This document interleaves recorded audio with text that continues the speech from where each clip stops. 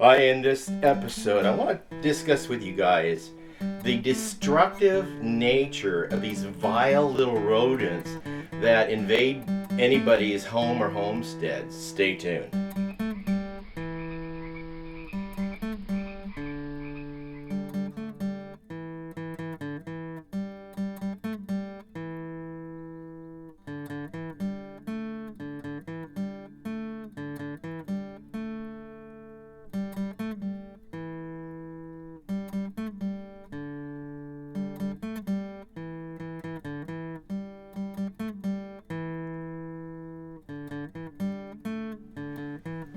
Welcome back to Pine Meadows Hobby Farm. I'm your host, Jerry Hansen.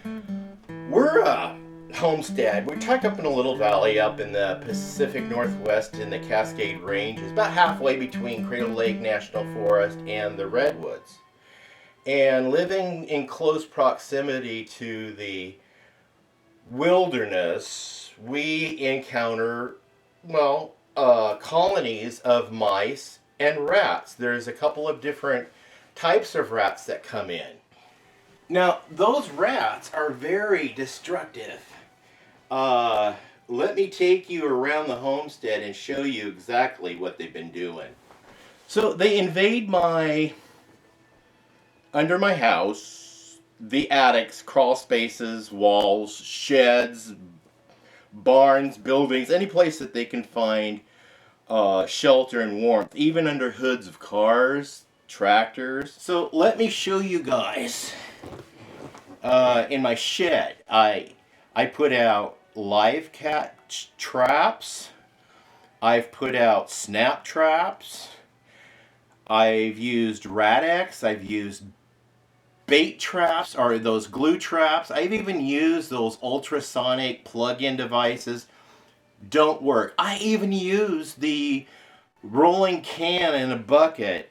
I have video of how the squirrels, mice, and rats deal with it. It just does not work on my farm. It doesn't work. I know some viewers have a great success with those. That's wonderful, but they don't work here. And I know other viewers where they complain it doesn't work with them either. So the destructive nature of these beasts around here is the evidence of what I'm showing you. They chew up papers that they can get to, even packages that I'm storing of toilet paper. They've chewed through that. They just leave a mess. And there's more to it than that. They've gotten in under my house, but I've managed to plug the holes, and then they managed to get into my chicken coop by chewing a hole right here through the door getting into the feed. Because I managed to block them access through the chicken yard, they found a way in. Those things are determined to get in. They've gotten into the attic of the bunny bungalow. They've even chewed through the screen material of the bunny bungalow, destroying that and giving a pathway for flies to get in. So now I've got to do screen repair.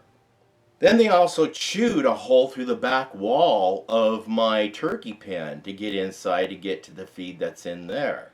That's not all. They've even gotten into the barn, and they've also tunneled under the cement slab under the barn. I've got video of rats and squirrels coming out of there. So, and my cement slab is now buckled and cracked because of it.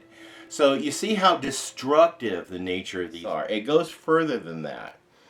The monetary cost is they'll get into your car engine seeking shelter, and they'll start chewing on wiring, and many people have spent thousands of dollars repairing their cars, and sometimes even just wasting the car, sending it to the wrecking yard because they just can't get it going. Which is my case. I have vehicles that are parked at length of time around here, and they end up getting mice in there. I've also have my tractor that won't start anymore because they've chewed through the wiring that goes to the glow plug. So now I've got to go through the expense of fixing the wiring That's expensive, and I had lost the use of my tractor until I can get around to it. They chew through the walls of your house. Once they get into your house, they'll gnaw, and they'll chew the insulation around wires. Now, that destruction doesn't stop there, because when they chew through your wires, it can cause a short. And when you're not expecting it, you're sound asleep in your bed, safe and sound, except for the gnawing and clawing and scratching that goes on during the nocturnal hours around your home, which drove me nuts. But then you're unsuspecting that a spark has happened because they chewed through the insulation of the wires. Now that spark will continue sparking and start a fire. And now you guys are settled in your homes and smoke fills up in your house. And a lot of people succumb just to the smoke and not the flames. And then the whole house becomes involved and now you're burnt to a crisp. Yes, these rats and these mice will kill you. And that's not the only way they can kill you. Another way they can kill you is pooping. Their poop has a disease in it. If you breathe the dust around the poop, you can get a respiratory infection and it will kill you rather quickly. There's a name for that. But yeah, these things are twofold, and in the urine, it's just, these are really destructive, vile beasts.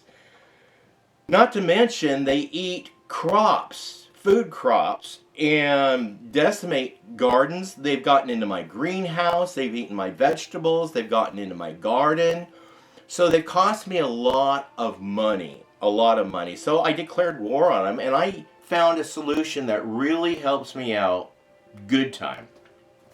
It's any kind of attractant. I'm using Jiffy cornbread mix. You can use biscuit mix, cake mix, Bisquick flour. You can even put some chicken bouillon on it, put some cocoa powder on it. Sweeten it up, attract a rat.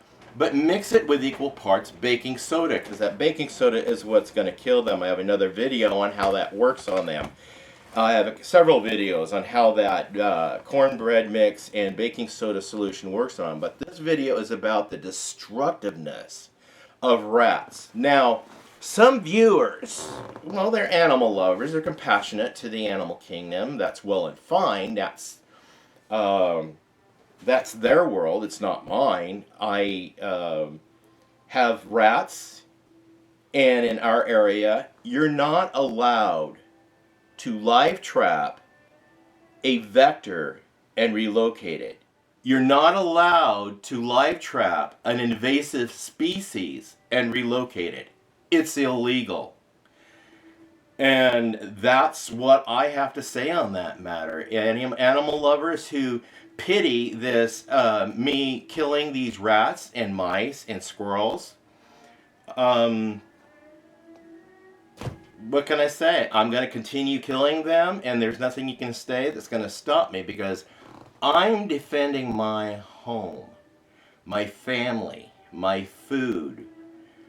Now, steps I've recognized that I can take to try to dissuade these creatures from coming out of the wilderness into my home is try to plug up all accesses to any shelter that they have. Can't do a thing about the cars. They say sprinkle peppermint or spearmint all over the place and they won't come near it. It doesn't work. I saturated the one shed with spearmint, peppermint. They lived in it. Didn't touch them a bit. It did not dissuade these rats one bit. So that doesn't work. At least not on my farm. So plug up any access holes you have that allows them to get in. Once I discovered how they were getting in into my house, I used a combination of expanding foam insulation and this wire screen. They have not gone through that in over a year.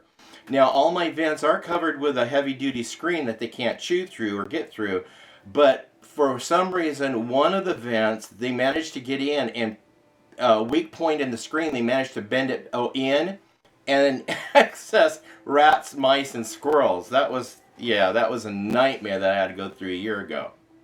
Now, another point too is keep the feed, since we are a farm and we have animals, we're keeping the feed in secure metal containers. Like in the barn, I have these metal trash cans. They won't chew through the metal. They have not yet. I keep the lids on at all times. So I'm not having so much of a problem in the barn anymore. I managed to secure that. Because they used to just come flying off the hayloft, down on my head, down my body. Is like, ugh! That was that. That's where I declared war on them. Another thing I have recognized I can do is stop keeping feed in all the livestock pens that are for them to freely eat whenever they want to eat. Because that's inviting the rats, mice, and squirrels into those areas, and they'll chew or dig their way in to get to that food. So if I just pull the feed out of the hen house, the rabbit house, the turkey house, and ducks, and geese, and goats, and only feed them, they're a portion in the morning and a portion in the evening. That way they get plenty of feed, but there's no feed setting for them to attract these rodents. So those are the methods I could do to try to dissuade the rodents from coming in. Can't do much about the shelter part, but if I can keep the food away from them, that's an advantage. And I'll continue using the combination of baking soda and Jiffy cornbread mix or any other attractant I can use with the baking soda to keep their numbers down on my farm. We have 7 cats. The cats are doing their jobs. My tomcat's getting fat. And also at night we put away the cat food so it doesn't attract the skunk or the possum. We currently have a skunk out there dying by the chicken coop. I've called county and they haven't budged yet. It's been out there 5 days laying like that. And yeah, it's still alive. Barely, but it's still alive. Don't know what's going on with it, but I'm not touching it because it may be rabies. Not touching it. Anyway, that's my solution. That's my statement on identifying a problem and addressing the problem and continuing to address the problem.